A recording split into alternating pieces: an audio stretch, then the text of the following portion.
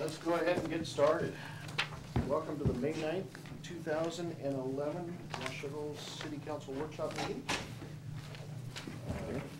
Jennifer, could you, when you get situated, could you do the roll? Sure. Councilmember Costin? Here. Councilmember Greenlee? Here. Councilmember Russell? I see him in the building going back and forth. Yeah. Councilmember Delavar? Present. Councilmember Shoemaker? Here. Councilmember McDaniel? Here. And Councilmember Morris? Here. Thank you. Anyone from the public wishing to address the council this evening?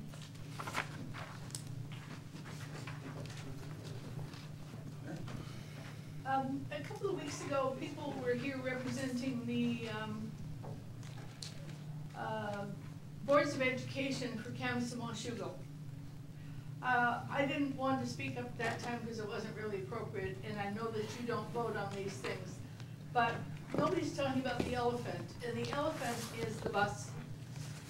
And the Colombian has undertaken it. I have very little understanding of the reason that all the buses rush up and down G Street and leave kids off at their front door. In fact, one of them, the one across the street, gets off in the front door at the corner of 9th.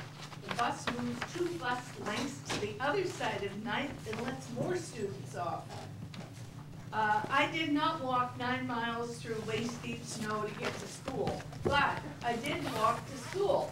And I see no reason why these kids reasonably cannot walk to school. When we get E Street finished, there will be lots of nice sidewalks.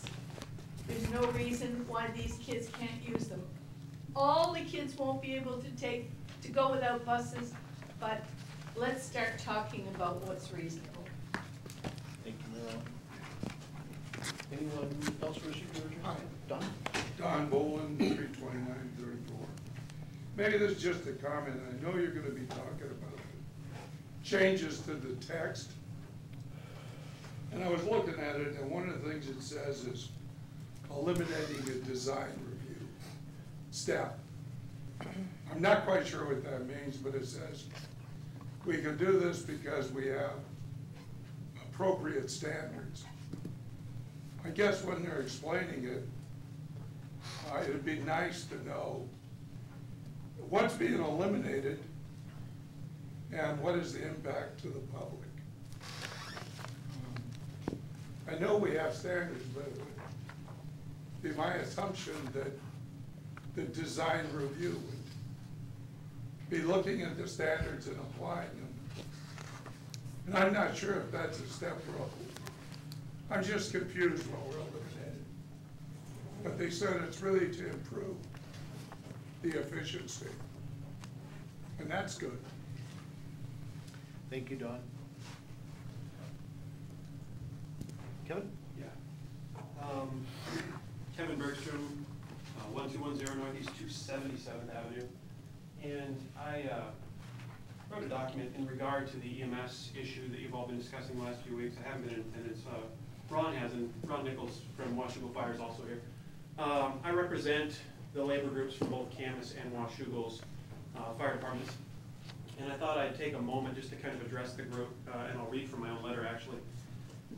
As a representative of the firefighters labor group in both Camas and Washougal, I wanted to take this opportunity to restate our position on what are two distinct issues: EMS service shortfall and the bigger issue of department consolidation.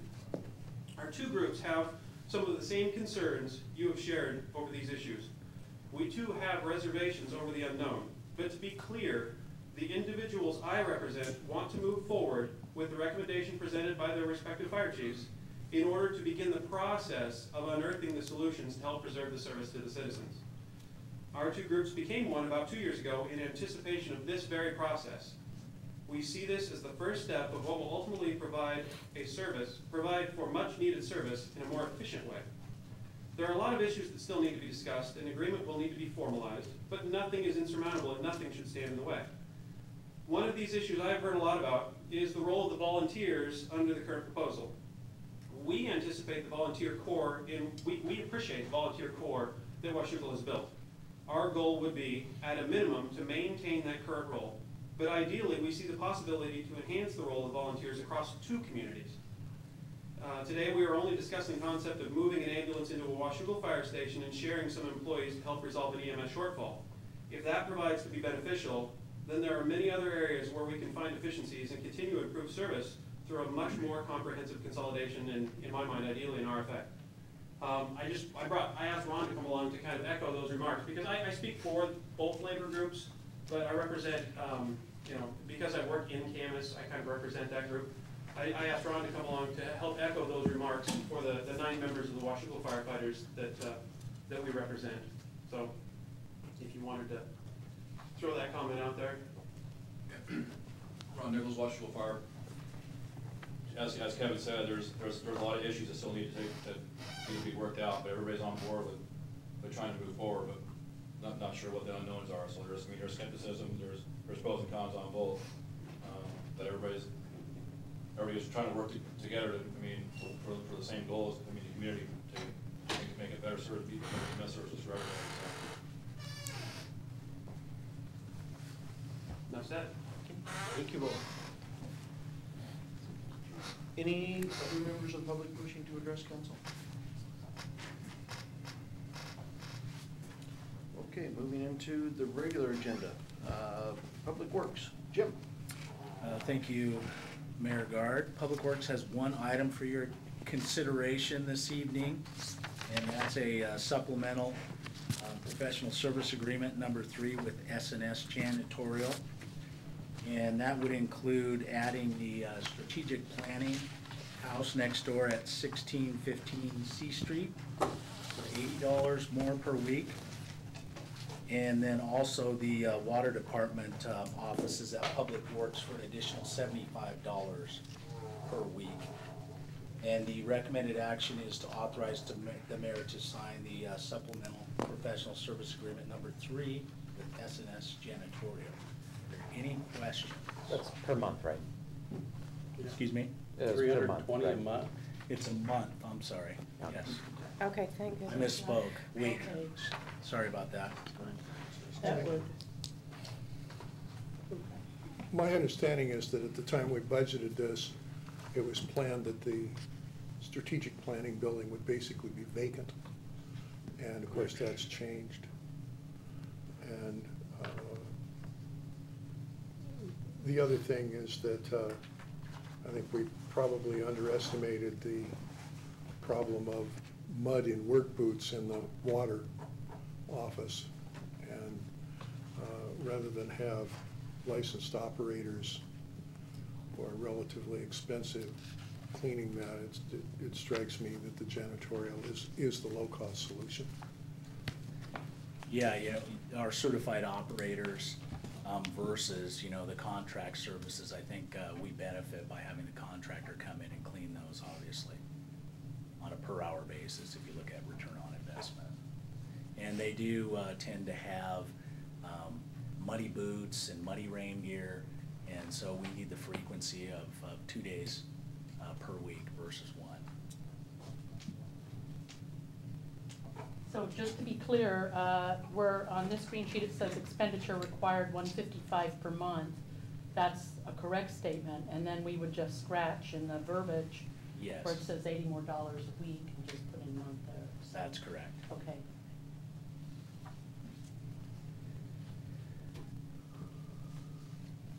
Any other questions, Dave?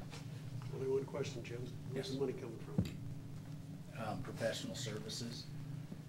And we actually had the house budgeted before, so there'd be, it was budgeted originally, but we moved the building department back to City Hall.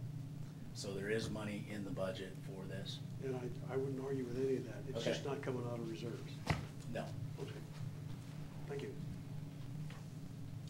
Any other questions, Jim? Okay, thank you. Community Development, Mitch, comprehensive Your- plan text amendments. Yes, thank you, Your Honor. I have 5 agenda bills for council.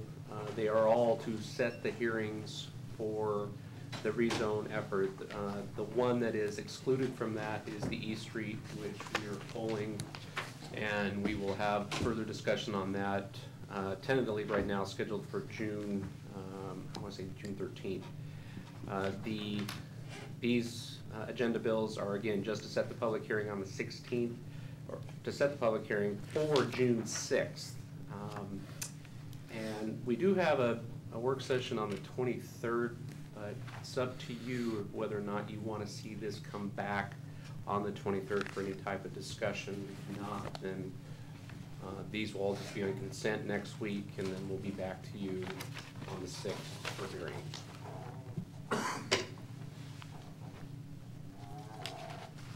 Questions, Michael? Okay, so if I understand correctly, the big master plan is that the discussion, the public hearing for these specifically is going to be separated out so that it won't be overshadowed by E Street, and that the public will have a chance to comment on these specifically, and it'll have sort of the limelight that night that we set the public hearing. But the actual adoption of any amendment changes will be along with proposed E Street amendments, no? No, we can. We're separated? Yeah, they're actually, all 6 of them have been done individually, so they can all go on their each individual path, if you will. Okay. We did that purposefully because we thought maybe East Street would be more contentious, if you will. We wanted to make sure that everything else kind of kept moving forward. On the 6th, what we anticipate would be a motion from council that we adopt those 5, and there will be 5 separate individual hearings on that night.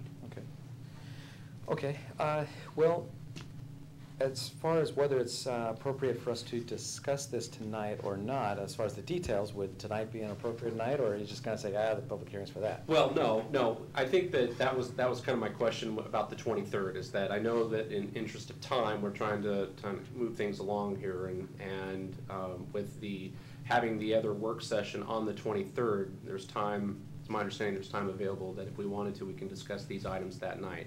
If you didn't have any items to discuss, and I'd say that you'll see them on the 6th, but if you want to have a discussion about it, we can do that on the 23rd. Just to clarify, they will be on your regular meeting agenda next week, at which time you're being asked simply to schedule the hearing. Right. It's just getting at the fact, if you wanted to talk about some of the substance, there's tonight, or there's the 23rd.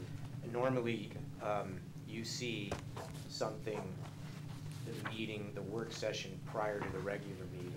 But when these set public hearings, there's 2 things that have to happen at regular meetings, and sometimes it's redundant to come the next work session and go, oh, last week you set the hearing, so next week's the hearing. That's all we're. Right, I understand. Okay, well, if you don't mind, then I'll just raise a couple of issues that I've come across with these, and I'm really glad that you did separate these out, because it is very easy for East Street to overshadow these amendments. And I didn't give them, on some level, as much attention as I would have, because East Street was formerly grouped in with them. Mm-hmm. But 2 things come to my mind. One, on the very first proposed amendment, under some of the objectives and goals that we have for rezoning, the last objective there is 9 jobs per acre will occur over this entire site. That's one of the goals that we have there.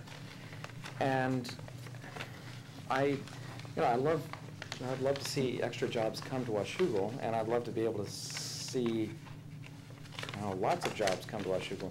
But what I question is whether or not we need to tie ourselves down to a number there for how many jobs need to come there, as far as our goal is concerned. And I wanted to just put that on the table and see if there was something else that I'm missing, or culture of things that I'm missing there, or what. Well, it may be somewhat of a culture, but the GMA has made certain assumptions, and the county's made certain assumptions when we're doing zoning and comprehensive planning. 9 jobs per acre is typically the assumption for industrial. 12 jobs per acre is typically the assumption for commercial. Those are the assumptions that are built in, and a lot of time when the GMA was going through, you heard the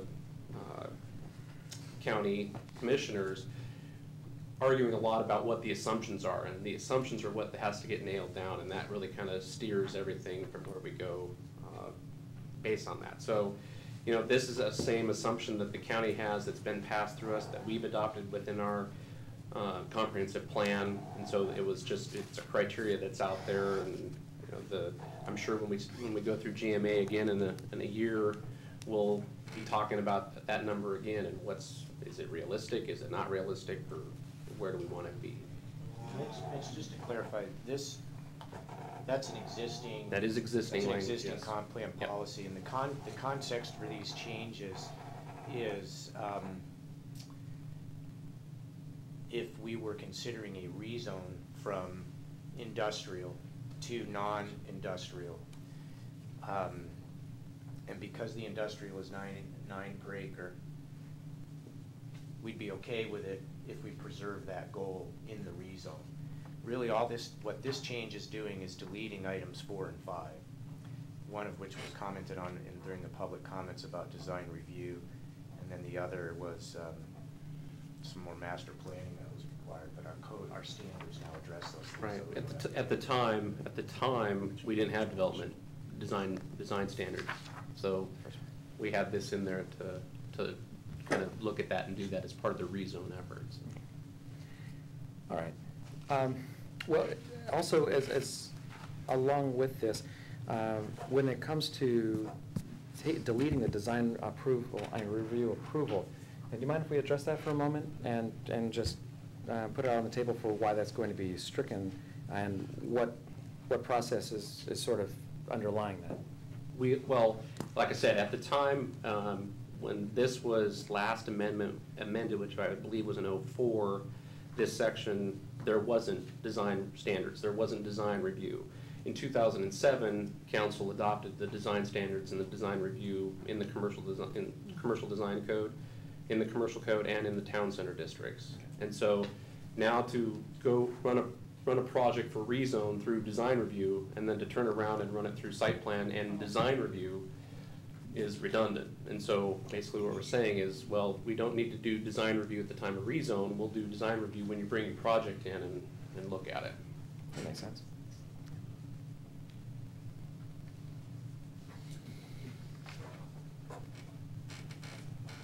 Are we limited to just the first project, or can we talk about any of the 5? Any of the 5? Sure, I'd like to talk about number 5. By the way, terrific amount of information, very useful. I'm looking at the last page of the information you gave us on item number 5. It says page 3 of 6, transportation analysis and findings for the CFP update. Down in the last paragraph, it says the 2006 transportation capital facilities plan and metropolitan transportation plan from the RTC included interchange alternatives for SR 14 at Washougal River Road and SR 14 at 27th and 32nd Street, or a combination of the two. My understanding is that we're working on the design in cooperation with the port for an on-off ramp or some kind of interchange at 27th Street. Correct. Will this further that goal? Absolutely. I think that when this study was done, this transportation study or analysis is required for all rezones, and so when this was contemplated, we didn't have in effect yet the agreement with the port to do that work, that design review work. So absolutely, that plays right into what this is getting at here. Because of all the things that we could do in this city to facilitate the development of business, that's number one on my, from what I can see. Thank you. On that same line, it says under existing zoning, the level of service is expected to be F for the southbound right turn. And I assume that's 32nd Street going south, taking a right turn onto SR 14. That's expected to be an F? Is that right? Are we on the same page, Michael and Mark? Table 2. Yeah, it's the last, it's basically the second to last page of the entire section we're considering. You're in the, Table 2, level of Right. service.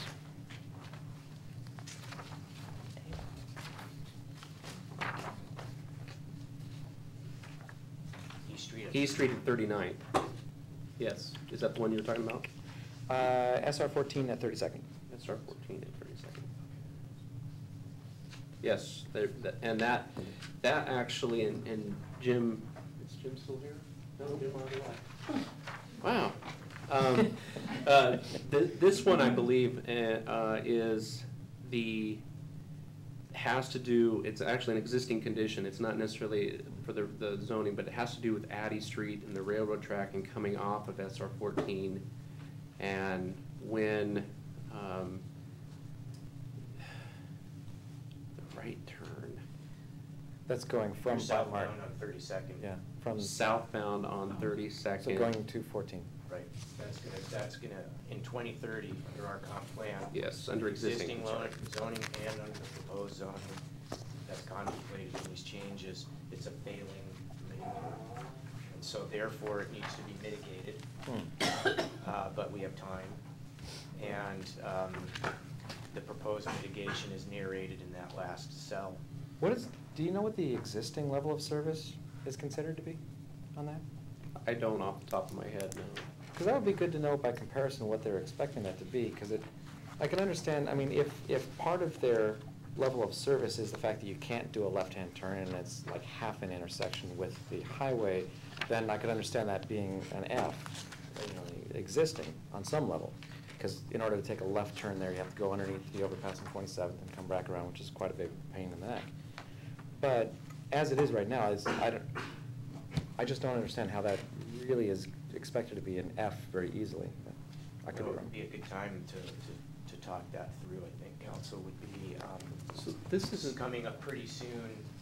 Staff will be working with you on the transportation improvement plan and the work that they're doing right now, that this is part of. There'll be some public hearings for the 6-year update, but then there'll be some broader conversations for the updated capital improvement plan. At that time, we could have some focused conversation about this piece.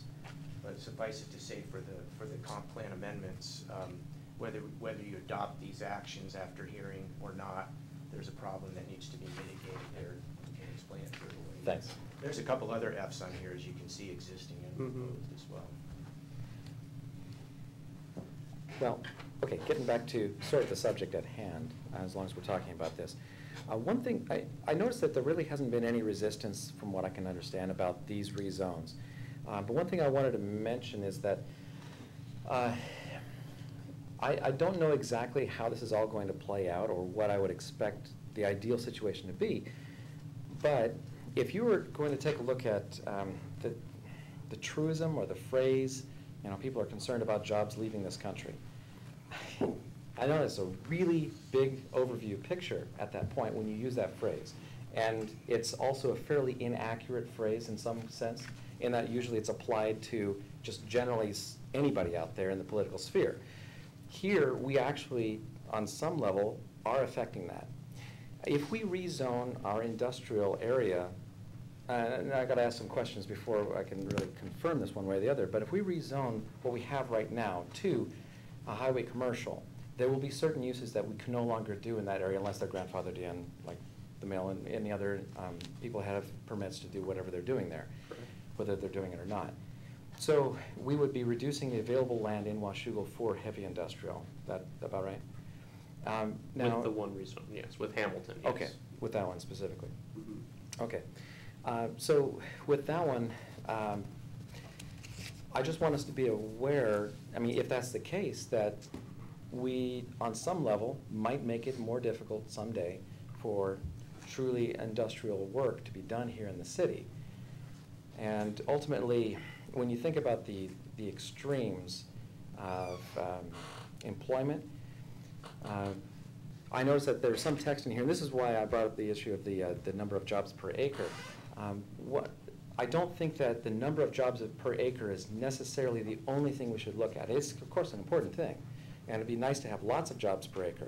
But what concerns me is that If you just look at numbers of jobs and numbers of employment, if you have 100% employment, but everybody's paid poverty wages, you're really not in a great situation. And there are countries that have, something close to 100% employment. Well, great, wonderful. Is their standard of living good? Not necessarily. So that number by itself is not convincing by itself. And so I wanted to ask, if we left it industrial, what things would still be allowed on that property if it's zoned as it is? Well, I think that, you have two different criteria or standards there. You have the commercial standards and the industrial standards, and your heavy industrial uses, your storage, your smokestacks, typically, those are the kind of things that you're going to see in that industrial. Where on the commercial side, you'll see more of the residential, or excuse me, the retail and the office. Some of that can mix a little bit with the West End rezone. You have a light industrial. With the Hamilton, you have a heavy industrial. And I follow you. I mean, I think that if you look at, trying to look at jobs as the only thing, it's not, is it a family wage job? I get that. I think with these rezones particularly, one, we're taking, and you look at the siting criteria for commercial, these properties don't meet the siting criteria for industrial. They meet it for commercial. I mean, solely if you leave everything else out of it, that siting criteria, I think, is really good evidence. The other thing that it does is it also furthers our comprehensive plan in saying we're going to direct industrial development to the port. It's saying, okay, now this is another piece of industrial land that is not under port ownership. Now we're going to have, we have another 120 acres on the east end of the industrial park that's sitting out there ready for development. I think that this is another thing that furthers that goal associated with it. So I agree with you that number, 9 jobs per acre, do we want to get into what kind of job we're talking about? Well, the criteria doesn't get that far. So I answer the criteria associated with it. I look at the siting criteria for industrial uses. I look at the siting criteria for commercial uses. And honestly, I think that the Hamilton property specifically it's zoned industrial because it was a mill at the time that they zoned the property. I mean, it makes no sense to have a heavy industrial piece sitting there surrounded by highway commercial property everywhere around it, direct freeway access. It meets that siting criteria of a highway commercial zone. What about for light industrial? What kind of businesses would we see move in with light industrial? And I think that's the other good example on the west end is that because we have the mixed use overlay, it actually allowed, which only occurred in the light industrial zone, it actually allowed for some of those uses that we have out there now because you had to have 50% of light industrial and 50% of commercial. The same siting criteria, pertains there. It's not port owned, industrial property. It's has direct freeway access. It's going to have even more direct freeway access when the interchange is done out there. From a use standpoint, not your typical, concrete batch plants and things like that you would get in your heavy industrial, but more, warehousing and things of that nature. I would also mention, unfortunately, I sat through all of the public hearings and discussions and therefore all of the changes, so I just don't remember what the final document was. But the port went through a very extensive strategic planning process that addresses most of these issues, not only jobs per acre, but what kind of jobs and average wages and the various ways of incentivizing those kinds of things within all of the port property. And then they also had an even more extensive process on what's now called the Steigerwald employment area, the east end of the industrial area. So if you're curious about that, the port has a pretty elaborate strategic plan for all of their port lands, including them. And I do remember that industrial jobs, and in particular high-paying jobs, and they had some formula. They wanted, in fact, they were looking for jobs that were above the median for Washougal. Is one criterion that they had, but the port has done a whole planning overlay on this whole thing. And their goals and plans are more elaborate and more fleshed out than ours are at this point. And so it's appropriate for us, I think, to, in effect, give them the freedom to do what they want with their industrial development.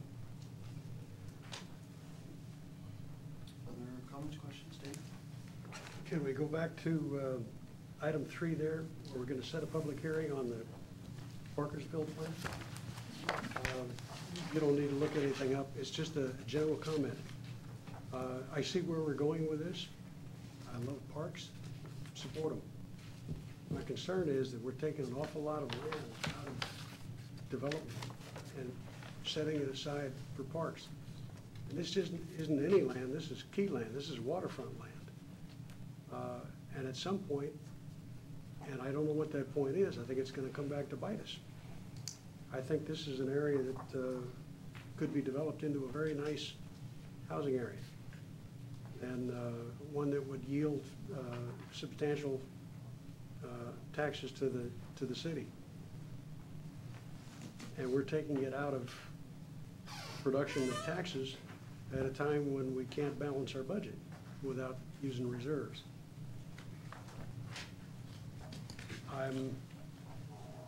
I will be interested to see what the public thinks about this.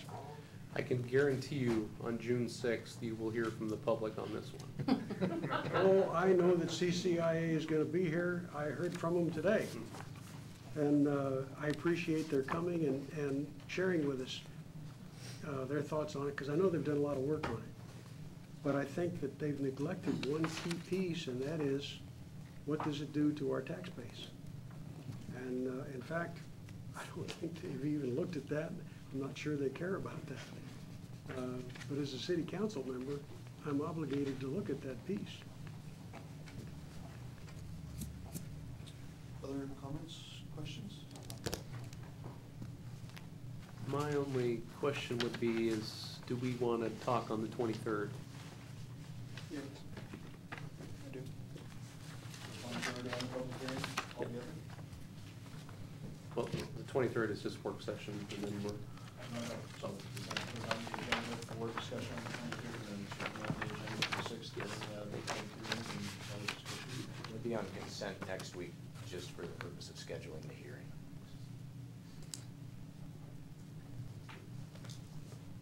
Thanks, Mitch. Thank you. Board Chairman, Okay, finance, fire, EMS Fund 125, who wants to take the lead on this one? I will. As this was pulled from the supplemental budget request last week for further analysis and discussion, I thought I would recap Fund 125 with the option that staff is recommending, option 4. Just highlighting, which is on page 1 of the handout that you're getting. On the left, yeah, there's one page, but it's numbered 1 and 2. Okay. Front page has option 4 listed on the left for 2011. Again, it starts with the adjusted beginning balance of $891,000, adds in the expected revenues for the year, and then I've broken out what was actually approved in the budget with the AEDs, the life pack, MRU, the lease for the station, and the updated transfer. And then it bolded the proposed items of option 4, which is the new hire, or I believe we estimated 7 months, and then transferring funds to Camus to get us to our ending balance based on option 4. And then on the right-hand side, it has the fund as it's currently budgeted, just to show the difference in the ending balance between the 2 different options of option 4 and the baseline of what it's currently budgeted as. And then on the next slide below, It takes it into 2012, starting with that beginning balance of 475 in option 4 with the minimal expected revenues. And then again, I bolded the new hire for the full year, the expected general fund transfer, and then the station 172 costs for ending balance of 104,012. And then off to the right is the fund again, just as moving forward as normal with no additions. Then on the back is 2013. Again, option 4 is on the left. I don't have projected numbers for a general fund transfer, so I just carried the 2012 number forward for 13, just to, because it's roughly in the ballpark, just to give some perspective as to option 4. And then again on the right is the 2013 expected if we just leave it as it is and move forward on our path. And I'm now going to turn it over to Dave. Thanks, Jen. So council, just to summarize that the top slide on the back side of this sheet, the option 4, that's the recommendation of the administration versus not expending anything additionally beyond what's already been appropriated in Fund 125 and what would continue is basically it's the difference of a year in terms of where that fund balance would be. If you go with the supplemental appropriation that's being requested in 2013, we will have to resolve a roughly $290,000 question around not having those funds to transfer into the general fund to support fire and EMS services, which we started to do. The EMS services, which we started to do in 2010, because our other levy revenues in support of that have gone down because of the AB decline, assessed valuation decline. Whereas not approving that, all else equal, these are based on projections, so you don't know exactly what's going to happen, but all else equal, essentially 2013 could be covered, and then at the end, it would essentially be done. It shows 42,000, but that's a small enough number to know what's going to happen. So ultimately, the question that's in front of you when you look at that is, do we want to maintain the level of service that we currently have today in terms of the location of the ambulance and the types of response that we have in the community by implementing the proposed solution in the short term while we continue, as we've discussed, to tackle the broader question through the consolidation discussions and what efficiencies we might gain from that, with the goal that we would address that problem that you see there for 13 through those mechanisms. That's the approach that's being recommended. And it's understood that there is some ambiguity in that because it doesn't tell you that this is exactly how we'll save that 289. It's an effort that's ongoing. The other side of that is the not to move forward with the supplemental appropriation request. The problem pushes out 1 year, basically. The trade-off for that is, I think, what's important for you to understand, because that's what this is about. It's a trade-off in terms of service. And the likely scenario, although I can't say this for sure, but I'm just going to pass this out, some information from the city of Camas on savings for the system, depending on which way the council goes. There's some extra copies here. I hope I passed it out.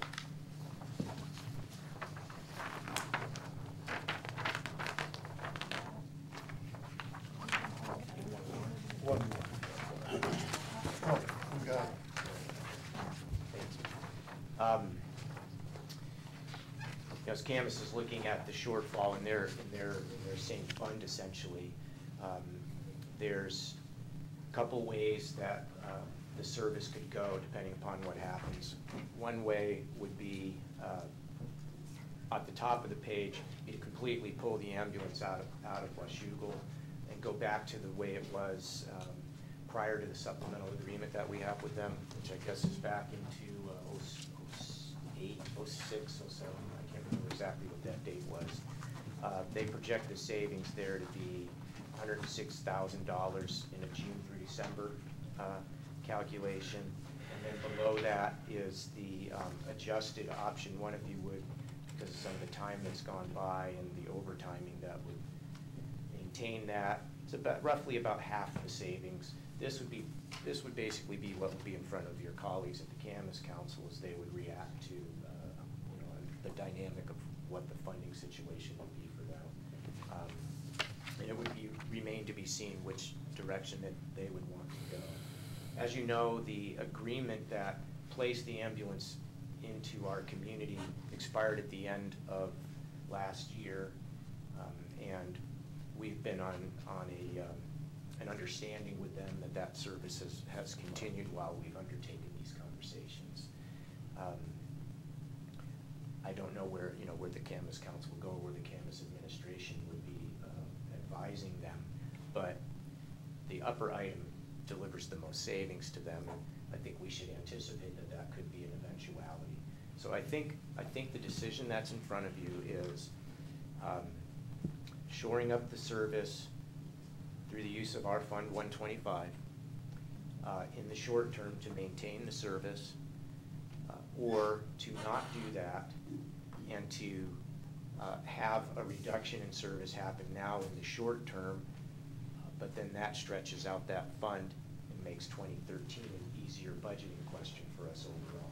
That would be the trade-off for you. David, we have never received our report back, that I'm aware of, from Paul Lewis. And that was one of the things we talked about from the very beginning was, let's have Paul Lewis take a look at both cities' finances and come back with a recommendation. And I've not seen that. Are we going to get it anytime soon, or is it just dropped in the hole? Wednesday, administrators and the chiefs are meeting with Paul one last time to do a final run-through of his report, and then it'll come to this is on consolidation. Then it would come to the working group that yourself and Councilman Shoemaker are on representing us. So I would anticipate in the next couple of weeks. That focuses on the broader question of ultimate consolidation. It takes a quick financial look at that to give the councils some guidance as to whether or not to pursue discussions in more earnest. This option 4, now you're voting on a supplemental appropriation. We will implement option 4 if you approve the supplemental appropriation. Part of that, as you understand, is a trial consolidation, if you would. So I think there's some notion that moving forward with option 4 gives an indication of where this council is at in terms of at least kicking the tires informally around consolidation, while potentially more formal conversations take place around the consolidation. Whereas I don't want to say that not approving the supplemental appropriation is not an indication that you're supportive of the informal consolidation. It's just that it is part of the option 4.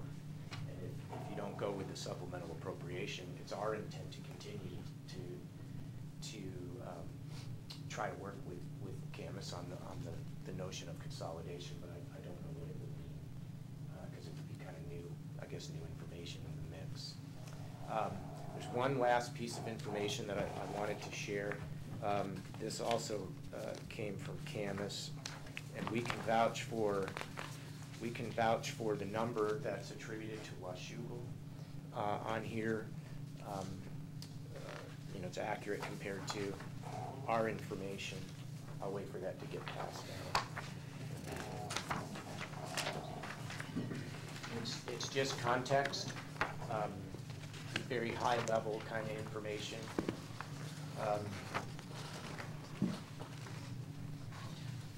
The interim chief in Camas provided this. It shows the three communities who are part of the partnership. There's two bars for each community. The blue bar is the number of EMS calls attributed to the community from last year. That's the last year for which we have full data. And then the red bar is the levy contribution from our tax base and our assessed valuation. So you can see the numbers there. We have almost half of the EMS calls in 2010. This is a snapshot of 2010. You can see the proportion that's ECFR's, and you can see the proportion that's CAMUS's. Early on in the process, when the administration was proposing the $150,000 supplemental appropriation as part of the regular budget, you'll recall one of the things we talked about was the fact that our interlocal agreement with CAMUS is not a cost-based agreement, it's a revenue-based agreement. It basically says they'll provide service and we pass on our levy. When the levies were doing well for CAMUS, that made sense as a service provider. But as I would look at that, if we were in the principal role, I would really be advising that we have a cost-based agreement for services though. A partner community asks us to provide service, we cost out what it would cost us to provide that service, and then we would seek payment for that cost. That's not how the interlocal agreement works. And our rough calculation showed that there was a couple $100,000 or more probably in cost to provide the service in our community, more than actually what we're sending over this past period of time, simply because of the declining assessed valuation. That's not a unique scenario because the revenue stream for this service in the community has gone down. So this is all context for you. We understand the concerns that the council has certainly about what's the appropriate use of the small amount that we have left remaining in the EMS 125 and how it should be deployed in the community. But our administration is continuing to recommend the option 4 for your consideration. John? I just want to underscore as well, as you can see, the disparity of the usage that we get versus CAMUS. The other thing that makes us a drain on the system is our abundance of Medicare and Medicaid patients within our city. With the reimbursement rates, basically, I don't even know what they are for the ambulance, but I know for physicians it's 20 cents on the dollar. We have a higher number of Medicaid and Medicare in our city that are utilizing these services than CAMUS does. So while this looks like, wow, Washougal's getting a really good deal, we're also a big-time drain on the system as well. So that's just something to factor in as we're making this decision.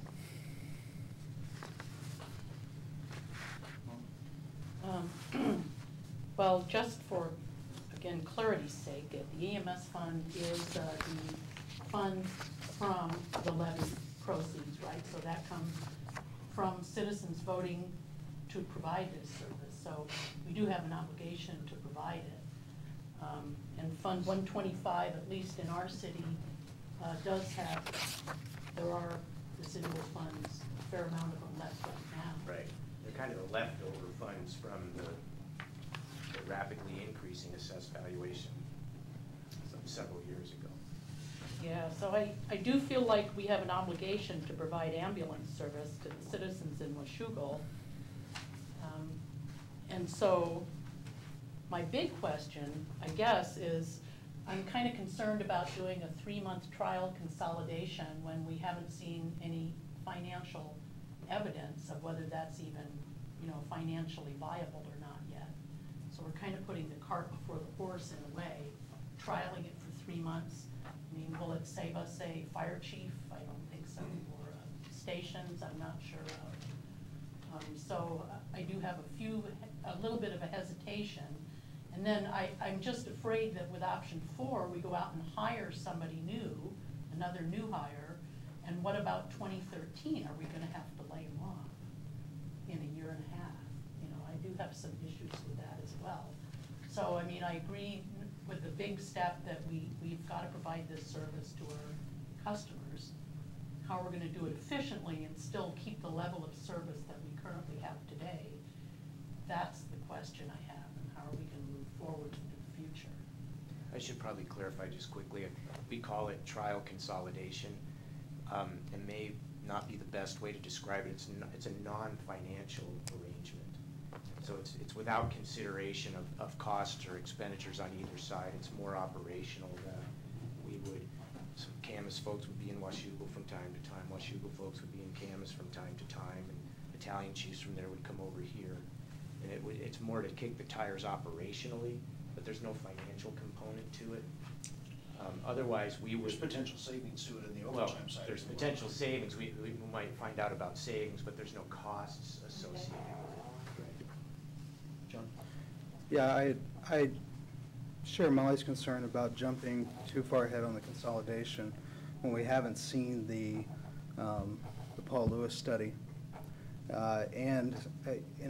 With them hiring a new fire chief already, to throw him into the mix, even though he may have experience with consolidation, or he may not, but with all those new dynamics coming in, I just don't know that starting that consolidation talk now is really beneficial to us. It seems like just another layer of things that we need to deal with. I personally, I look at option 4 and it makes sense to me. But I would want to see it probably without the consolidation, and let's just take our time on that and do it how we originally had perceived it. Yeah, the addition of Camus's new fire chief, whoever that may be, doesn't necessarily play into this at all. The existing study on consolidation assumes that there's 2 chiefs, right, and something needs to happen in there, that there would only be 1 chief in the end regardless, so. Sure. All the numbers are the same. I understand where Molly's coming from,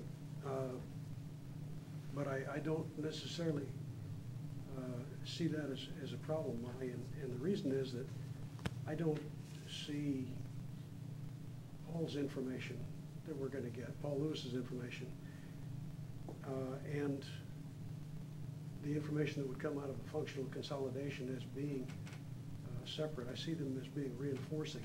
One is theory, the other is practical experience.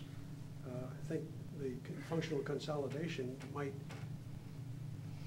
either verify or refute Paul Lewis's analysis. So I think they're both a good idea.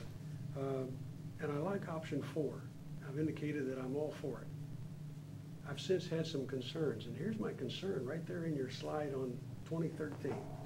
Yeah. You show an ending balance of $289,000 in the red. And my single question to you is, where are you going to get that money? Well, we'll have to tackle that for 2013 budgeting in 2012.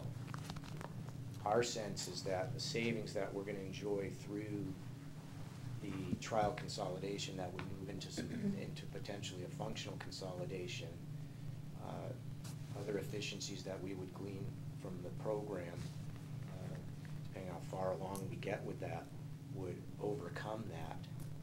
If not, then we would defer the reduction. Basically, we would introduce a reduction in service at that time, as opposed to now. Here's my concern, and I share Rod's concern on when we reduce the service.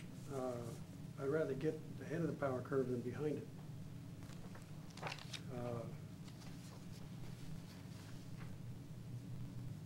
Are you planning to take that out of general fund reserves? No, I mean, our goal would be to try to have a balanced budget in 2013. So we would be reducing expenses, hopefully mostly through the efforts of a functional consolidation and the overtime savings and other efficiencies that we might enjoy. Otherwise, we'd be having to reduce expenses otherwise, which would equate to reduction in service. And I think I mentioned this a couple weeks ago. That reduction in service does not have to be, those monies are general fund dollars that we're talking about. It doesn't have to be a reduction in service necessarily in this. Here's my be concern. something else. At the rate we're spending money, I don't think you're gonna have a general fund reserve that's spendable by 2013. You've got 1.8 million now, in there now that you can spend, and 1.75 million you've got to set aside for cash flow.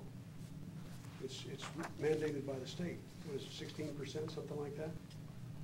Is that mandated? It's or- not It's not mandated, it's a best practice. Best practice. It's a best Okay, practice. That's our Best policy. And it's your policy, it's the council's policy, so I guess it's mandated. Wouldn't wanna get away from that. With the rate we're spending money, I'm not looking for any reserve to exist by the time 2013 rolls around. Because I don't see valuations going up next year. And I don't see any other income on the horizon, so if we continue to spend the reserve at the rate we've been going the last couple of years, there won't be any reserve in 2013. And I'm looking at a deficit here of almost $300,000. Well, last year, we didn't spend any reserve in 2010. You and I, Mr. Mayor, you and I disagree on that. There are a lot of I don't want to call them gimmicks, there are a lot of techniques that are used in the budget to mask that. And I'm not sure, I don't think it's deliberate. I'm certainly not accusing anybody of that. But the fact is that we've been spending reserves at a fairly steady rate for the last, what, 3 or 4 years? Jennifer, did we spend any reserves in 2010? No, we ended with a surplus of 350 last year. The year before that, we did use 321. And we immediately, 3 months later, brought back a request to spend that and more as a supplemental budget to the 2011 budget. Now, we did put $600,000 into the equipment repair and replacement fund. Yes, out of reserves. Right, that was taken out of reserves, and it's still there, minus, there's some revenue Down to going into it. 450 now? And then there was some equipment that was spent, but. Okay. And I wish we had done that all along. We didn't, so we're stuck with funding it out of reserves. But we did fund it out of reserves, so we did spend that money out of reserves. Yeah, yeah. It's not spent yet. It's in a different reserve fund. The option 4, just real quick, the option 4,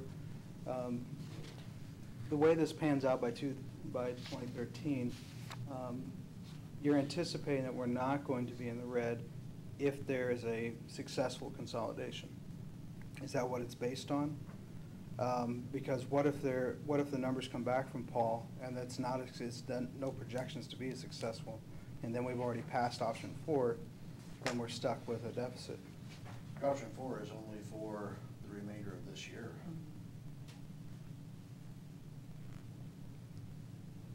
We made some assumptions going out through 13, but what we're asking for is the approval to go through what's left of 2011 with that action. Now, we coupled that at the same time with potentially a short-term trial consolidation that, as Dave said, doesn't have any cost associated to it, potentially only has savings associated to it, to see if the information that we're dealing with is accurate and where it might actually start to pencil out in. But if that's not a direction that you want to go, I think that's what we're looking for, is just to resolve this one way or the other so that we can get on with both cities. One thing I didn't mention also, Mayor, is that there's a couple folks in the fire department that have told us that they have retirement plans. I'm not gonna hold anyone to anything, we're not banking on that, but there's a potential, the 91,000 in 12 or in 13, if things don't come to fruition, could be offset by that and not backfill. Is that Washougal firefighters? No, I'm being told that we're already 3 to 5 members short on the full-time staff. So if we have those retirements, we're gonna be even further in the hole? Well, we have Does that happen? 9 paid staff now, so this option 4 would bring that to 10. So that's the additional 91,000 a year. Let's say someone retired in 2012, just for the sake of discussion, and we just go back to the 9 that we currently have. Now, there's some that would assert that that we should have a larger fire department of paid staff we supplement with our volunteers. Right. This is how we handle that. Of course, And we have overtime. and overtime. But that's a level of service question. It's an excellent question. I think our strategic planning process is gonna look at all of our service areas, including that, and strategize what level of service we wanna have in the community. The difficulty will always be, how do we afford it? How do we pay for it? Now, is it true that we haven't had a new hire for the fire department since, what, 2005? Chief? I believe the last hire was firefighter Castle, and he came on board in 2006. We haven't had a new hire in there since 2006. There's a lot of growth that's happened since then. Took us from 8 to 9. I believe we also had, correct me if I'm wrong, but we may have had a retirement at that time too. So the numbers have stayed 9. They haven't had a new hire out of the general fund budget in the department in 10 years. So In the general fund budget. The EMS levy has added 2 additional firefighters. The EMS levy funded 2 firefighters in 2005. The one that was hired in 2006 was a replacement. I think what you're getting, if you were to look at data, for example, calls per capita, calls per firefighter, those ratios have increased, particularly over the last several years. And I would add, by going with option 4, there'll be an additional 3 firefighters assigned into the city on a routine basis. So our numbers would increase. Part-time firefighters? No, from city of Camas. They would be working out of the stations. Gotcha. Can you clarify for me the nature of the hire that we're gonna make in the Washougal Fire Department? My understanding is it is a firefighter, not a paramedic. It's a firefighter IV. And- IV tech, right. Not an advanced life safety certified individual. So he's BLS certified with IV BLS. tech certification. Right. Yeah, currently there's 20-some paramedics within the Camas Fire Department, and so we would be providing a night EMT IV tech. Okay. That's what we currently have. That's our minimum requirement now for firefighters. Would you say that our greatest need is for a firefighter? Our greatest need for a firefighter, 80% of our calls are medical, so I think our greatest need is just to have a staffed ambulance within the city and add to the current fleet of what we currently have. I hate to see the city go backwards. It's all about level of service and what we want, but routinely, prior to the staffing of Station 172, we would have to rely on an ambulance from Grass Valley or an AMR ambulance, and we haven't had that in quite some time. So again, it's the level of service and what we want to pay for. So. Thank you. Well, I actually pulled all the EMS documents I could find, trying to get some clarity on this, because it seems like every week there's another presentation and more data that makes it almost more confusing. I have to say that this chart right here, I thought it was mistaken at the beginning, but when I look at what the East County Fire and Rescue gave us percentage-wise between the calls between Camas and Washougal and Eckford, it kind of falls into exactly the same pattern. And I am willing actually to consider option 4 for the balance of this year because it does provide a service that we have to have. But we do have some huge issues going into the future. And when I look at this ambulance billing write-offs, and over 90% of them are Medicare and welfare, and that's not gonna reduce, it's gonna increase in the future.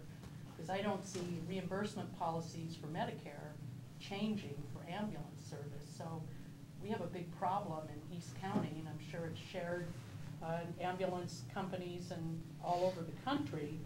But I guess I would say it just is something I'm not thrilled about expending this additional money, but it's a service that we must have. So I'm willing to do option 4 since it does provide that level of service for our Washougal citizens here. Now, I can completely understand why all the arguments have been made so far and the persuasive arguments.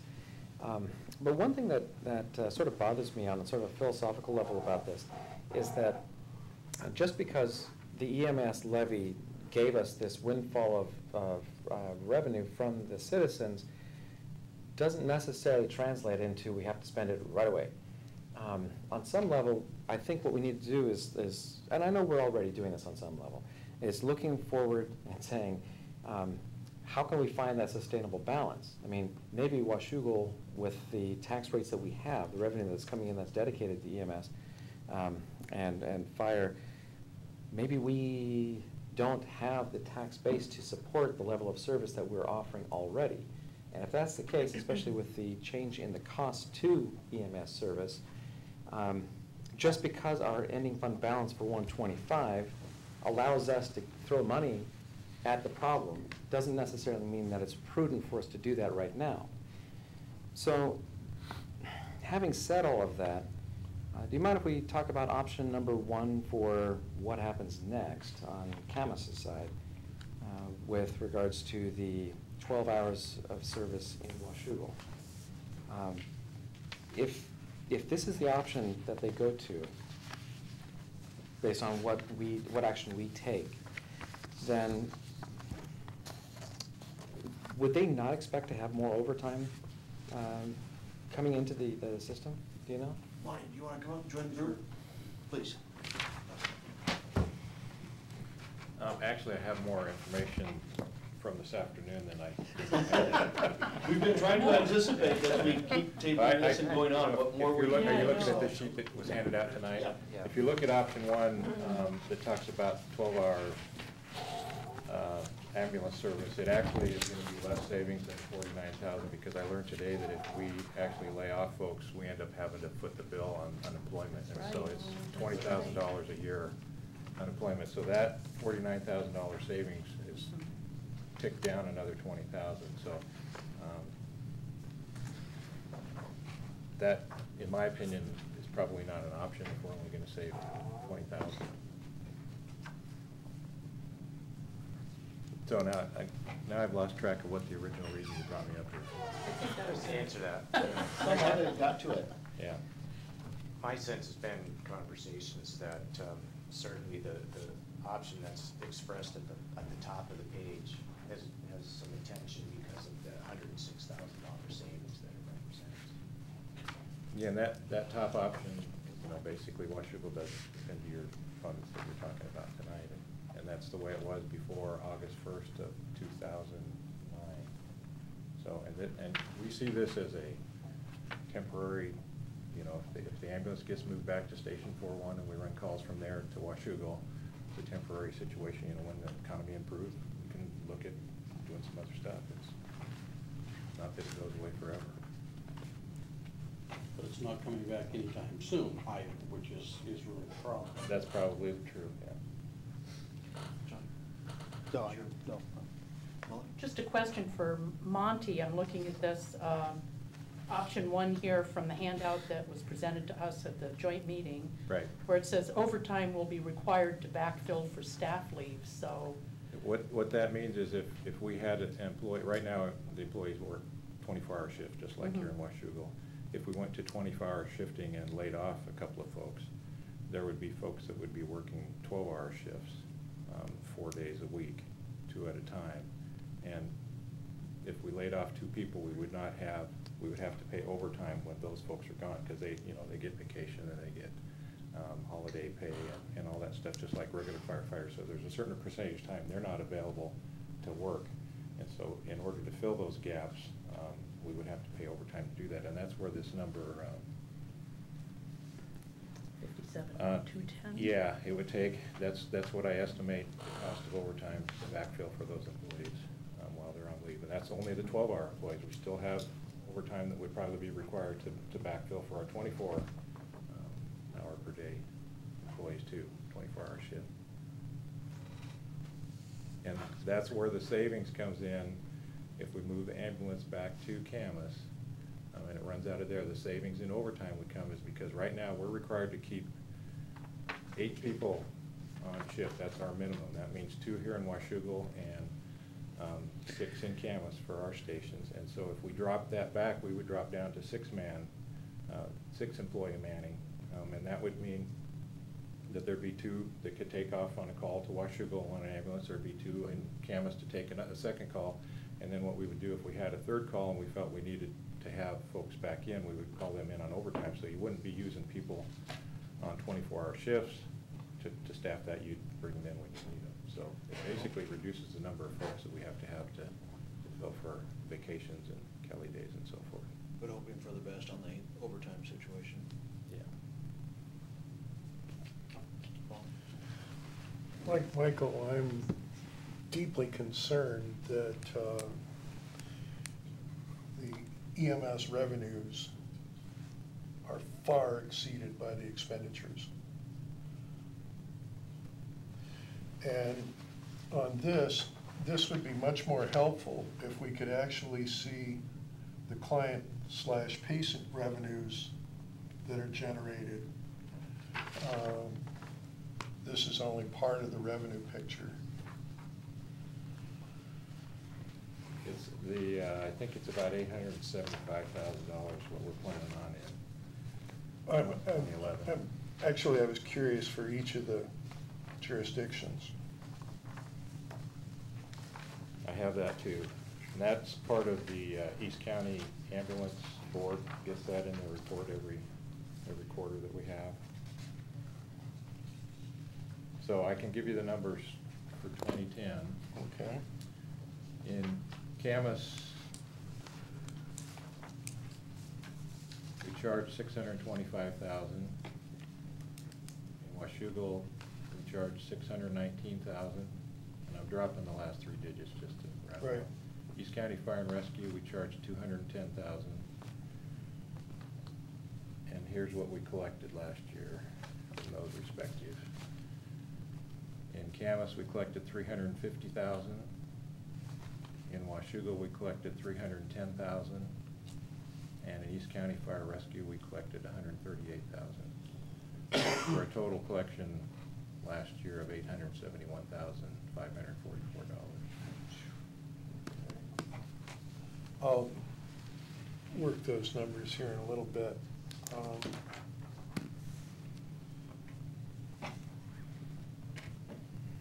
The key point here is that this is not sustainable. Not for Washougal, not for Camas, not for East County Fire and Rescue. And as was pointed out, if we do follow option 4 and do something similar in 12 and 13, we're out of money in 14, early in 14, and we can't go out for a levy. We're not allowed to until the total assessed value comes back substantially. And, I mean, part of this, it bothers me a little bit to some degree. I think that this is, to some degree, Camas's problem. And I admit that 4 years ago, we were kind of the red-haired stepchild. At least we've advanced to being the junior partner at this point. That's a significant improvement. But we really need more efficient and more cost-efficient use of resources. Maybe our experimental trial consolidation will help.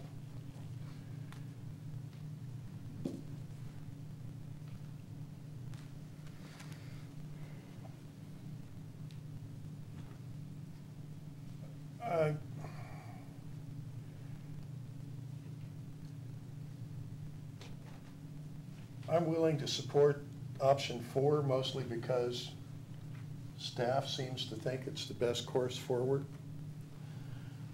And also there was some support from the committee.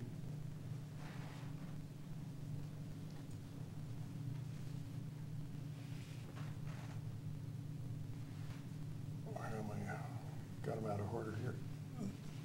If we do go forward on things like more equipment and a renovated ambulance, my general principle would be that if we pay for it, we own it.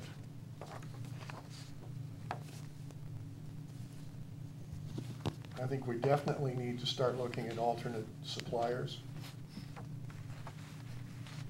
So given that I'm at least interimly willing to support option 4, I would say that I'm willing to feed the pig for the rest of this year. But beginning next year, unless there are really substantial savings that become obvious through the trial consolidation, the pig gets slaughtered.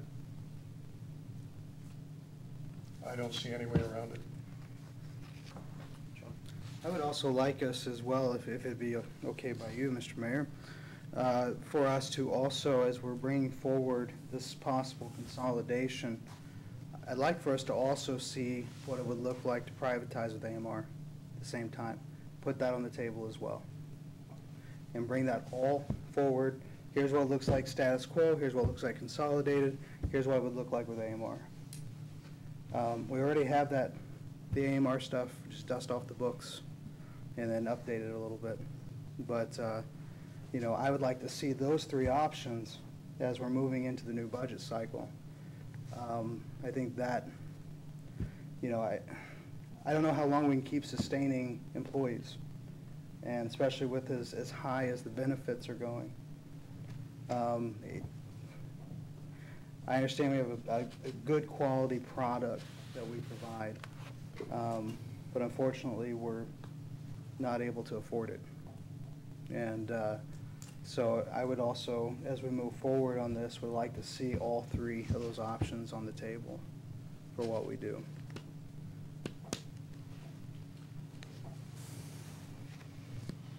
Monty, conceptually, how would you see something happening if Washougal puts forward the dollars to re-chassis that ambulance box that you've got?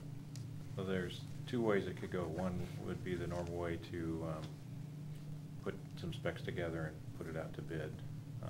The other way is there's actually a bid out there that I want to say the city of Lacey, but I'm not sure that's who it is, that has gone through the process of bidding, and we could piggyback onto that bid for a re-chassis. So that's the second way, and we need to verify that that's meets the legal standards of What about ownership of it, though? Oh, ownership. We pay for a chassis and outfitting it, but we're putting your box on it. The agreement actually calls for I think the city of Camas to own the equipment. However, I'm thinking that there should be some way to work that out, that maybe there's some type of a lease agreement that, you know, if you guys own it and we lease it, the EMS system leases it from the city of Washougal for a small fee or something, that, and then it comes into question as insurance. You know, we both have Washington City's insurance authority, and so I'm sure that could be worked out to who insures it and how that works. So. I think Lonnie's correct in that verbiage in the agreement, but that's when they purchased the ambulances, and that's why it became their ambulance and I think that's addressed if it's disbanded, who keeps the equipment, and that's where that came from. But I'm not aware of it, nor do I interpret it that if we purchased it, or East County Fire and Rescue had purchased an ambulance, they gave them the money, but if they had purchased an ambulance and said, here it is, would that not be their piece of equipment? So I don't know how that plays out, but my interpretation was that if Camas purchased it, then it became theirs. And certainly moving forward on this, we would need a supplemental agreement with Washougal anyway. That agreement could certainly spell out the terms of the purchase and how it works. The other thing that I want to bring up, John, is that when we did discuss the AMR option before, that it's not just this group sitting here that can make that decision. There's an EMS director in Washington, in Clark County, that dictates policy on some of that. There's an EMS District 2, is that correct? Is that that we're all in? So, and that also plays into that, whether they would even allow that to happen. So. Yeah, I understand that, and that's probably something else on a state level that needs to be looked at, why we have to be beholden to that. So. And frankly, while I agree with John that we need to look at all options on the table, at least I've heard, now this is just sort of the rumor mill, but I've heard from a couple of different sources that AMR is suffering the same issues that we are, and that they, you know, would be looking for reduction in service or increase in fees as well, so. Right. This is not, I would like at some point to be able to get East County Fire and Rescue, Camas and Washougal services all together talking at the same time at the table, and try to put some of those historical divisions behind us, because we do have something, you know, that we're gonna have to overcome that is really needs to be much more than just past differences. And, you know, I feel I share some of those differences myself, so I do have to kind of try to push those into the background and make a decision based on what's financially the best and what provides the best service. That's the only reason at the last meeting that I proposed that we went with option one. And that was that even though we had said at the time to the voters that the EMS, to please approve the EMS levy, was that, you know, we were able to fund it at that time. But being that everything is gone, the economy has gone the way it is, I felt that option one was a middle of the road somewhere where you could at least explain it to the taxpayers out there and say, you know, this is a tough time and we're struggling through this. These are the reductions, and at that point in time, option one was to reduce it by 2 paramedics, and that's all I'm saying is and then right off the bat, overtime comes back into play. I mean, it's really a complicated thing, but on the other hand, at least it showed that in good faith that the organizations involved were at least trying to take a look at how you could reduce numbers, try to make it a little more palatable for the voters that had come to expect that ambulance parked in Washougal or coming from Camas. It's just one of those things that we have to sell it, not just at this table, but we have to sell it to the public.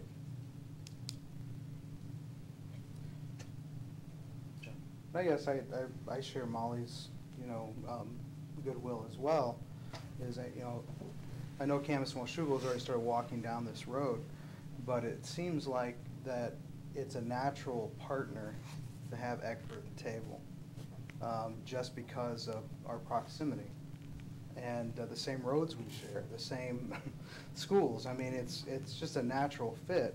I don't know what all the backside details are and why things fell apart between Camas and Eckford, and quite frankly, I don't know that I care. But I think, you know, they are a part of this. You know, they're a smaller partner, but they are a part of this. And I don't, maybe it's too late to even, you know, factor them in for the next budgeting cycle and the consolidation, but, you know, it seems like a redundancy. We're trying to get rid of redundant work, redundant expenses. Maybe this is one that really should have been looked at.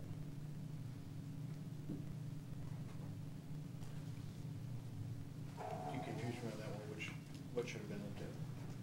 Including Eckford in this consolidation talk. They've certainly been in the meetings in Sure. regards to EMS and so. Other questions, comments? Jennifer, you've been very quiet. I have been just taking it all in. I'm still trying to get over the shock and the reduction of expected revenues from 2011 to 2012. I don't understand. Is it just the property valuation? Assessed valuation? Yeah, it's the, And this is because coming it's a from- levy lid lift, we don't Right. have any room left to lift, because we're capped out with Mhm. the assessed values dropping, and the Fort Vancouver Library increasing theirs to 50 cents, so. Right. Unfortunately, there's nowhere left to lift or pull money from, even though the intent of the voters was to have it for all the years. I see. So it was a what, 4-year levy limit? 6. 6 years, okay. So this is the 6th year you're talking about here, and there's no And 12. limit. 12 is the 6th. 12 is the 6th year. So in theory, in 12, there would be another request for a lift, if that was the desire of the council, but it would be futile because there'd be no capacity to lift. there might be in 13 or 14, but that might be futile as well. There might be, we just have to wait until that's, that's available and what the desire of the council is in terms of how we're paying for these services. The public's been very supportive of that method, so I've been assuming that, short of some different direction, that would be something we would contemplate upon expiration. We're just getting a detour with that for a while. Let me just say one thing and then Sean can talk. I don't have any bright ideas regarding this problem. I second. I know that these funds are an excess for Washougal. We're very fortunate to have them. I know they were intended and can only be used for EMS. I'll be supporting option number 4 to continue through the end of this year as well, but I concur with many of these statements made in this room today, and I see a lot of efforts being put forth, by both Camas and Washougal to try and get costs down, and we'll just be taking it month by month and hoping that a consolidation is the answer. Go ahead. Goodbye.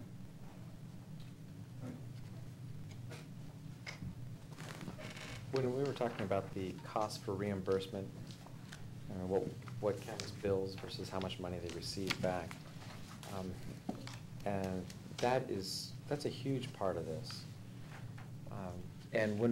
So ultimately, from my perspective, when we take a look at those numbers, the sad part is I don't think we can contain those costs from what I see about American culture. The trend is, and I'm editing myself here so I don't talk about things that are going to be hot button issues, but the trends as far as healthcare is concerned is to have those numbers continue.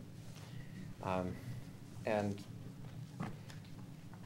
regardless of what we think about the previous discussions about AMR and the bad feelings about going behind backs and the way it was handled and whatnot, and I wasn't on council when that happened, but I've heard stories, and it's not pretty.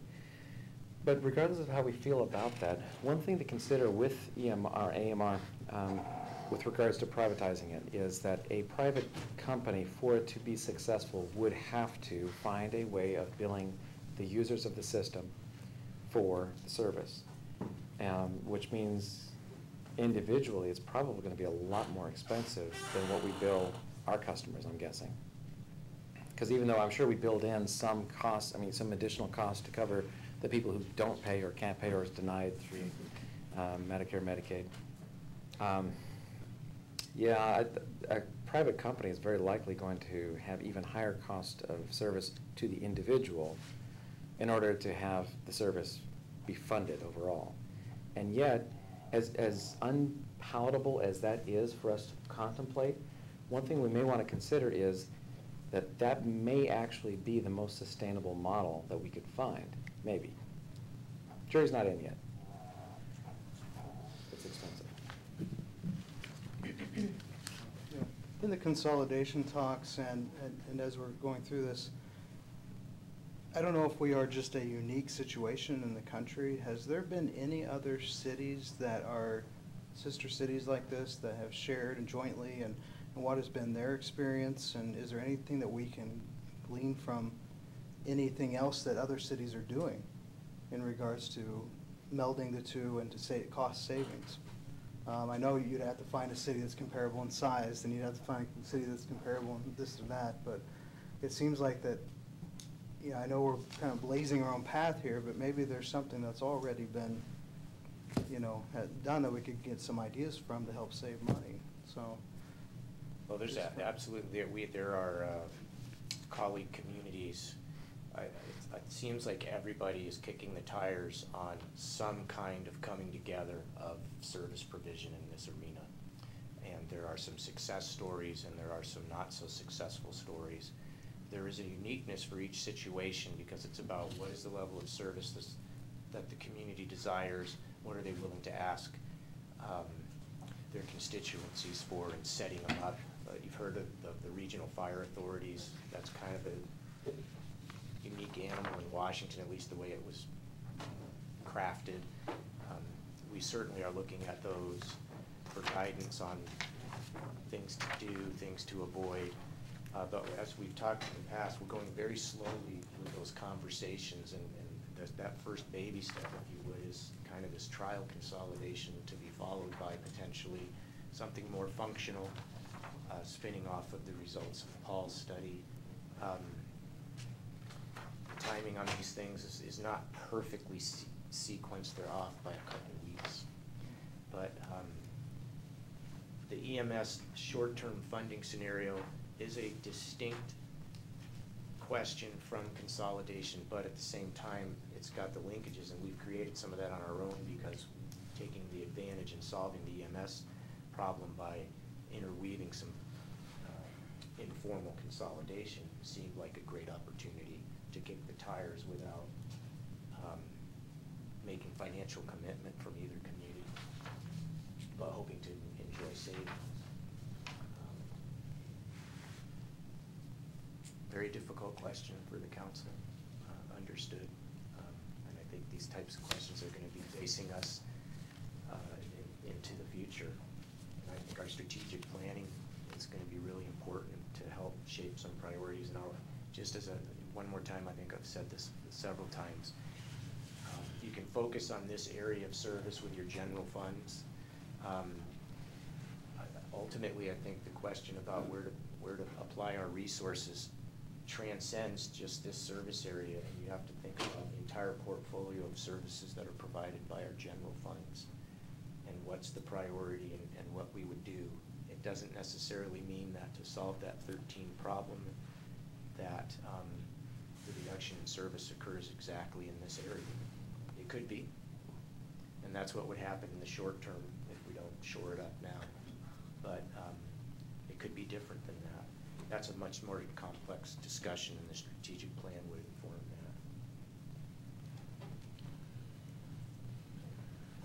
that. Other comments, questions?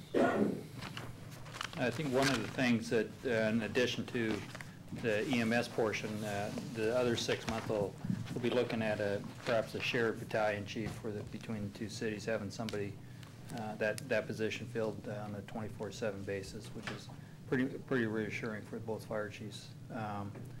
A possibility of a advanced life support fire engine would be another consideration we'd be looking at within the city limits of Washougal. And then also a training officer for some 80 firefighters that we have between the two departments. So I think there's a lot of positives that could come out of option 4.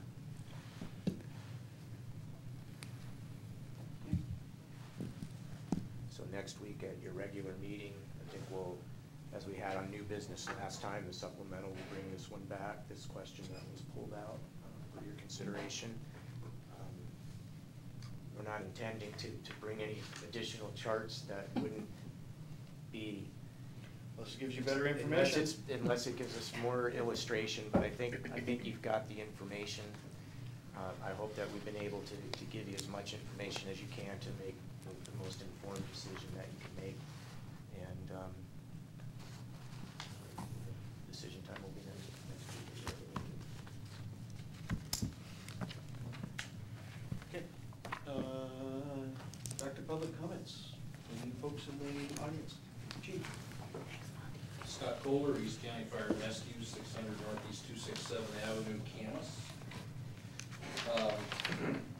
As a partner in this ambulance service, I hope that we might be given the opportunity to participate in the actual discussion.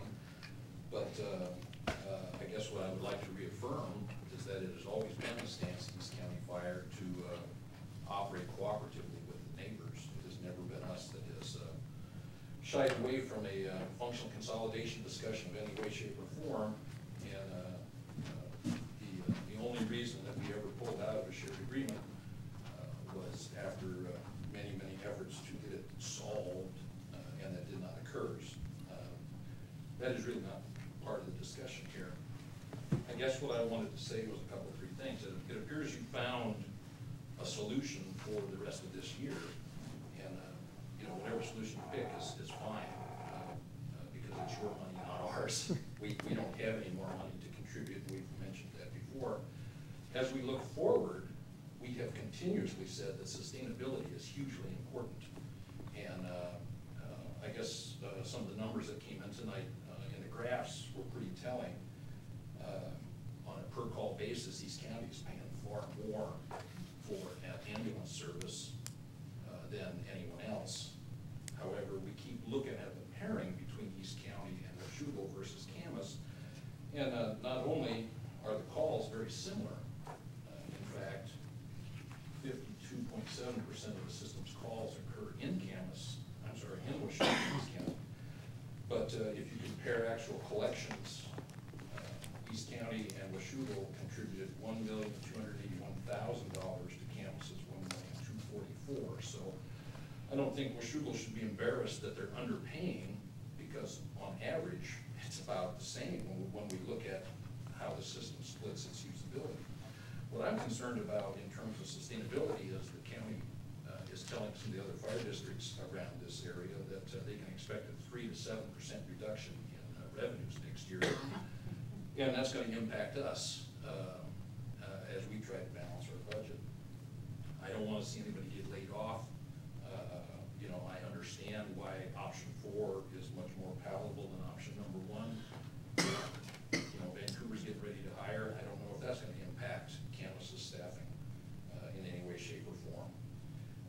I would, however, advocate that decisions should be data-driven, and as I mentioned, over half the calls happen in combination between Washougal and East County, and more than half of the actual funds that exist and are generated occur in Washougal and East County.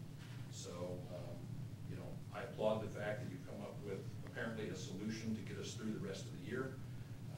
After looking at the charts and stuff, I don't feel so bad about us not having money to contribute this year, but I can tell you that our board will be very, very cautious as we put our budget together next year because of some of these predictions we hear. And again, I would tell you that we have never shied away from functional consolidation and cooperation. And in fact, no matter who the fire chief was, we have always talked about how we can share the advantages in cost savings, the advantages in operational interaction. So since we are partners, we'd be more than willing to talk. Thank you, Chief. Other folks from the public? John? Oh, the only one comment, I was listening to you folks, and it sounds like you want to throw it out, that's the wrong word, to all kinds of options. I was just wondering if anybody that's providing the current service, the paramedics, the firemen, would they even look at their option of putting together an ESOP and bid against AMR? I don't know, is there any experience around the country where employees, city employees, we've got together as a group and said, we'll do it in a private mode? I don't know. I don't know of any municipal examples, but the federal government has a program that requires that. They identify an operation that could be bid out, and they require the people that are doing the job, the government employees that are doing the job, to bid against the contractor that's bidding for the job. And if they can get it down 10% under what the contractor has to be more than 10% under what the government can do it for in order to get the job. So that's when you've actually got employees bidding against contractors. And it's, my experience with it is that in some types of operations it's helpful, in others it's a disaster. Sure. Well, that's my own thought. Thank you. It's a good one. Any other folks from the public? Good evening. George Poland, 147 North 8th Street. It was great listening to all of you share your ideas here this evening. I got reminded of like 4, 5, 6 weeks ago, we had a gentleman come up from either TriMet or Metro. It's like, you know, it's gonna be bad and it's gonna get worse. And that's the main thing, is that I can sense that all of you are here ready to head that straight on, because it is gonna be inevitable. I just spoke to a couple this weekend, both of them lost their jobs, lost their home, moved down here from Spokane. Now they're heading to the East Coast. It's just plain bad. Another couple, she lost her job in the medical field. She's in her mid-50s. Anxiety is hitting her bad. But whatever you do, and I'm not here to lobby for any particular group, but just as a former firefighter with the Department of Natural Resources, Olympia, 1 year, somebody had a bright idea to trim the budget. So they came up with a great idea. They gave us new hose for the water, right? We call it a weeper hose. I don't know if you guys ever experienced that, but fighting wildfires, it's not all flat, it's up steep hills. And as a volunteer for District 4 up in Skamania, I went up to a fire by Cape Warren, and along with me was fellow engines from the DNR. So I was being the only one paid like a flat $5 fee to show up for that fire. And we had these lines breaking on us on, I don't know how steep that is, almost 90 degrees. You know, you could die, because you depend on those hoses not only for water, but for your support to get up and back and down. So all the engines that were called out, those big project fires, we got rid of those weeping hoses very quickly. So good luck. Thank you, George. Any other members of the public? Okay.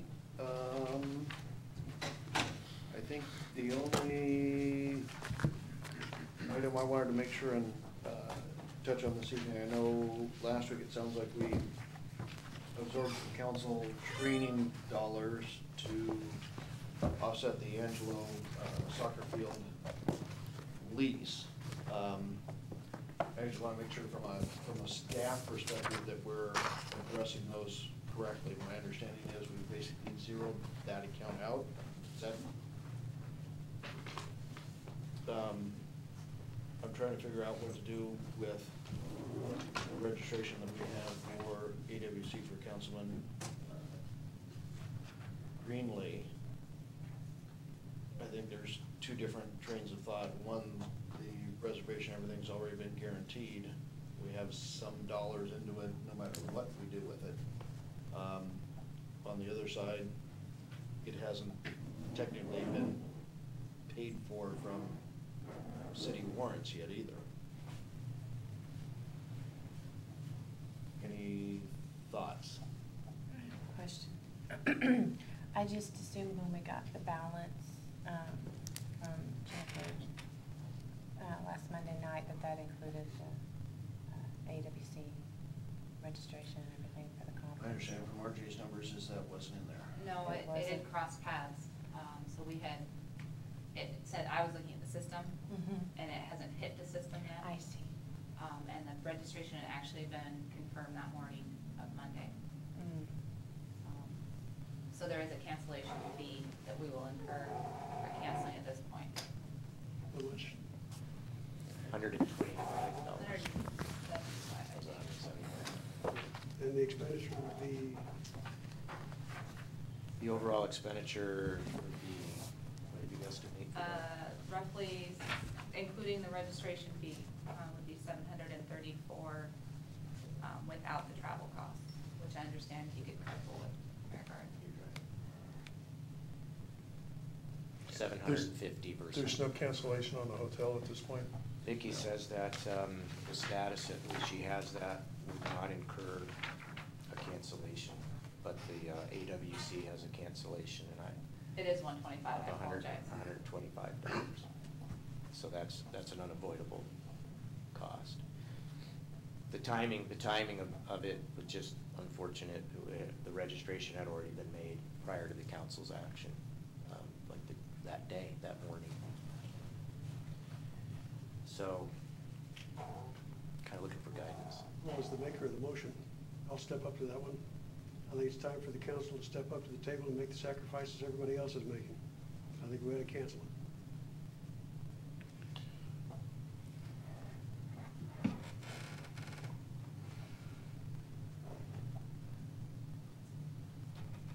I would actually disagree since Paul, you know, the registration was made, Paul did that in good faith, believing that the training budget was intact. So I believe we ought to allow him to go. I mean, frankly, I haven't been to AWC in several years. I would have liked to have gone this year, but of course my option's out the window. There are other ways to acquire that knowledge, and I think it's time we. There's no other way to acquire the peer-to-peer conversations that Sure there we get at is. AWC. Sure there are. I disagree. Lots of ways. Other thoughts from council? We're certainly trying to figure out how to react to this in this week so that we don't keep anything else on the hook. Reiterate what Molly said, it was done in good faith prior to this action taken, and I think it should stay in there. He should be sent to the meeting.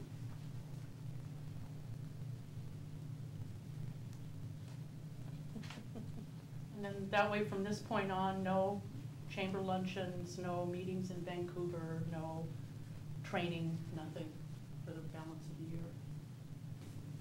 That then makes my motion that we passed the other night moot, essentially. As far as getting the money for the Angelo Fields from the training budget. So then I would turn to the administration and say, where are you gonna take the money from? As long as you don't come back and say reserves, I'll go along with you. How much was in the training budget prior to 4,700? Correct. And the lease is 52? 57. 57. So we have $5,700 lease, we had $4,700 left in the training budget because we had expended about roughly $1,300, $1,200. So. Or what? What were the expenditures for? Councilmember Russell's emergency preparedness training that he attended was So the- 1,050. That didn't figure in the balance that you gave us Monday night? That did. That did. Because Okay. I had said it was roughly 5,000. It was like over a Yeah. month ago. Okay, so it was 5,000 something. It started at 6, It's so 47. I was $195 off because I didn't, we were coding the luncheons differently in the system. So Oh. instead of 5,000 that I thought was in there, we had 4,755. So you remember Councilman Russell requested that at a WorkShop 3 months ago and underwent that training. That's been the primary training that's come out of the council's budget, and it just happened to happen in the first quarter or so of the year. A couple small expenditures around luncheons, that's $4,700. So if we follow through the registration that was made in this case, it will make a difference of about, the difference between 700 something and 125. Renting down to No, is this the less than 4. Is this the council's only cachet of money? Or do we have another within our? Supplies? There is a complete department budget, if you would. There is flexibility to expend above the line and to move money in between different line items. The difference between the 7-something and the 125 that we would eat if we canceled is probably something that could be absorbed into those other lines. I guess I think that's what Councilman Shoemaker is saying, is that if we can find the money from somewhere else. I think there's enough to make that happen. We could probably do that. That would be one approach. I don't want to tie your hands, Dave, I just want to tie the purse strings.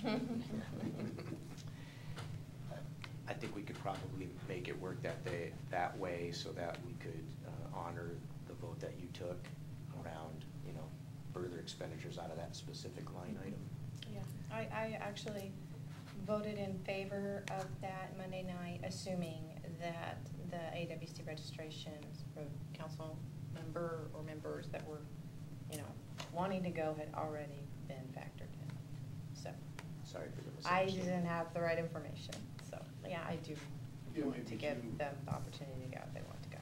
I know Dave and I need to do a recheck on the dollars that we have available at the administrative level for ours as well, and there may be some cushion in there if the council is amenable to us transferring among the funds itself. I know we're, looking at truly what we need to hit or not hit, and what cannot be incurred, so there may be some savings in there, but.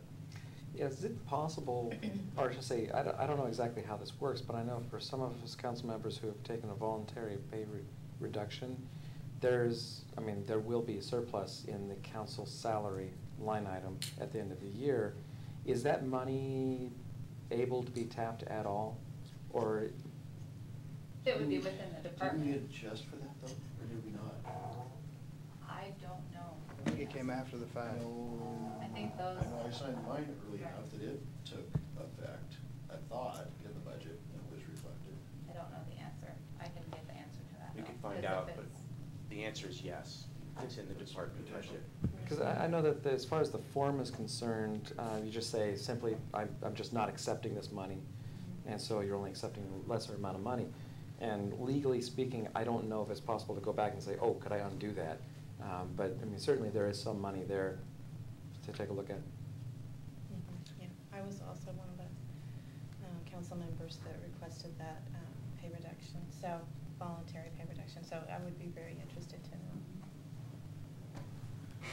I think we have a solution going forward, and we won't have to cancel the reservation that we made. And at the same time, the numbers will work so that there's not, contravention of what the spirit of your action was last week. Okay. I do want to have a conversation about Chamber of Commerce luncheons. I was under the impression that the only person that was eligible for refund or to charge their luncheon dollar amount was the person who was the official liaison from the city to the chamber that year. And that's what I did last year. Last year, my luncheon dollars came out of the budget because I was the official liaison, but I'm not the official liaison this year. I continue to go to the chamber luncheons and I pay on my own and get a receipt. So I don't ever, when I see a bill come through, I always take it in and let them know, no, I've paid. I pay every single time on my own. So if there are other charges coming through from council members who aren't the official liaison, we probably, if we're gonna say that's okay, then we need to say that's okay. If we're gonna say, no, that's not okay, then we need to have that conversation as well. 2011, I think it's safe to say there's no dollars to pay those. Well, That okay. comes out of that same line item, I believe. Now we can say that.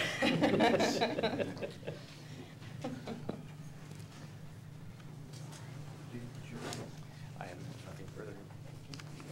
Council No, I just have two meetings tomorrow at 7:30 is the Clark County Community Advisory Board meeting in downtown Vancouver. And that's pretty interesting.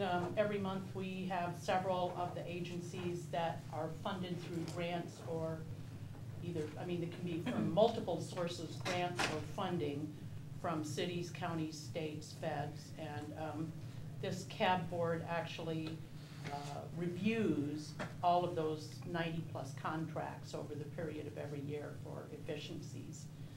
And so I know tomorrow some of the veterans programs are going to be primary in that. I also have a cemetery board meeting, so as you can imagine, the focus of the cemeterians, if you will, is a Memorial Day celebration. So just put that on your calendar, because that will be another. 30th at 11 a.m.? Yes.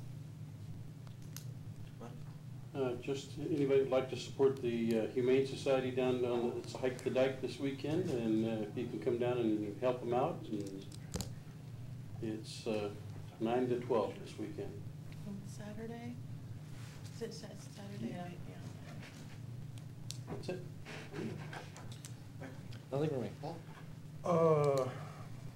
There's a lunch and learn this Thursday, I think it is, and let me get,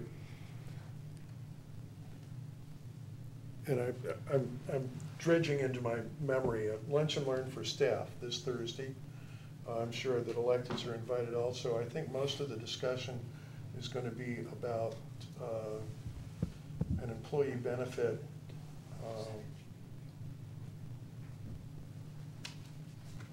that basically provides counseling in the case of tragedies or extraordinary stress. Do you remember? I think it's stress management. Yeah, stress The management. EAP is presenting that. And lunch is provided. Correct. I believe it's top of Mr. Mayor, also this weekend, Friday and Saturday, they have a fire truck expo at the Expo Center in Portland, and our brand new engine will be on display for Oh, nice. Very cool.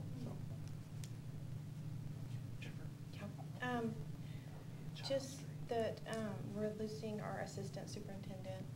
She's accepted a position, Rebecca, so she's accepted a position at White Pass.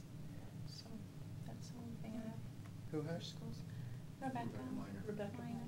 I'm sorry to hear that. Yeah. Well, you know, she was a candidate for the superintendent positions. She was basically passed over. White Pass. I will be out of state next Monday, so I will not be here. Building on what Molly said, the American Legion has asked me to speak again as the warm-up speaker on Memorial Day. And my remarks will be honoring two local young people. One of them is Gary Lynn Campen. He's the only killed in action member of Washougal, and he's buried out in that cemetery, along with 8 other members of the Campen family. Their family goes back to mid-1800s here. The other one I just added to my speech today, and that's Richard Daniels, Roger Daniels' brother. He was killed in Vietnam on his 3rd tour. He was Navy, Riverine Force, and he died of a gunshot wound, non-combat causes, and the services didn't explain that. Family doesn't know exactly what that means. But I'll be honoring these two young people at the ceremony because they are Washougal's 2 Vietnam War casualties. Thank you for doing that on Memorial Day. Sean, also, for Saturday night is Tom Davis's retirement party. And that's the high school at 6. Comments? Got to pay in advance, $10 a person?